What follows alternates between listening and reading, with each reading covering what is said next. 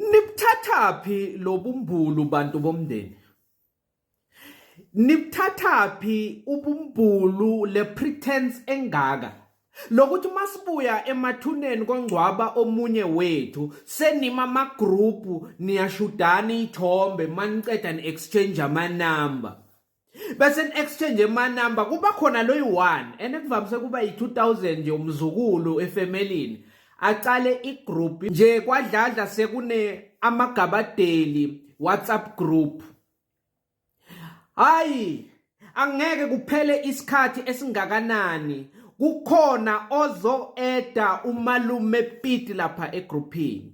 Umalume Piti siyamazi ukuthi umalume Piti akakwazi nokuba ku-video call. Uma ku-video call ifoni uyibeka kanje. Umalume Piti sazi kahle ukuthi nalapha la bekushonwe khona ufike sekuselilanga elilodwa ukuthi kungcwatshwe. Wathi nakafika wangena ngale kulilwa khona wabeka i-50 rand wathi sekuzothengwa amakhandlela. Wathi akaceda kusho njalo wathi niyazi bantwana baDorothy ukuthi njengoba uDorothy ashonile anisalanga nodwa sikhona. Uma kukhona enishoda ngako niyazi ngihlalaphi, ngihlala eBhetali eMzinoni.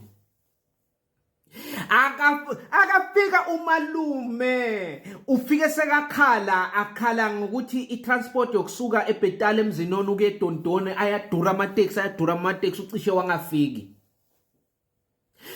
Yazi ihlupha futhi lento bese niheba manga sekubuywa emathuneni khathi nishuda le ithombe. Sen exchange nale ma WhatsApp number senivule nale group bese nje kuba khona obhala umlacalaci message ende lento iwrong lento yokuthi sibohlangana makushoniwe mina vele angiyithandi ayikho right siboke sihlangane nje sijabulile sonke ha. Yabona mfundisi bese uyimosha kuphi kule message athi ngicela sihlanganise ama-100 rand sizoba ne-family gathering ngoDecember. Yazi kuphendule wonke umuntu ukuthi lo muntu esaziyo ukuthi uhlala usave umndeni. Yazi uhlale awuhlenga ngaso sonke isikhathi. Umalume Jonas uzihambela ngebhakhi ngusonoma business. Kule WhatsApp akekho active, uediwe naye kodwa akekho active. Uzawuphendula nje ngegama eli-1 athi okay. Kulo okay wonke umuntu ngoba uyazi ukuthi uma umalume Jonas angakafiki ngisho kungumgcwabo inkomo angeke kube nesicazululo ukuthi iyothengwa noma ngeke ithengwe ukuthi umgcwabo uyoba ngaliphi ilanga.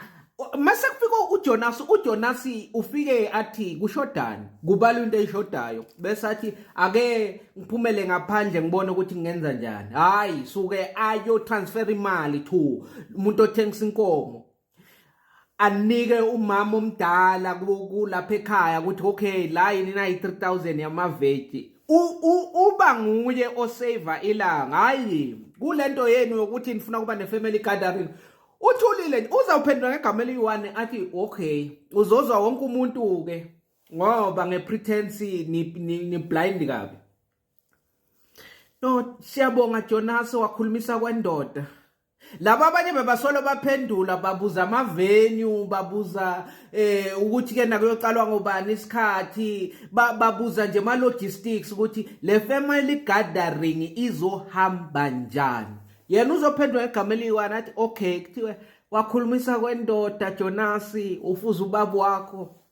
Aphendula omunye awu Jonas awungebe ngazi ukuthi bese kuphendule wena konke kuyolunga. Uthe nethi okay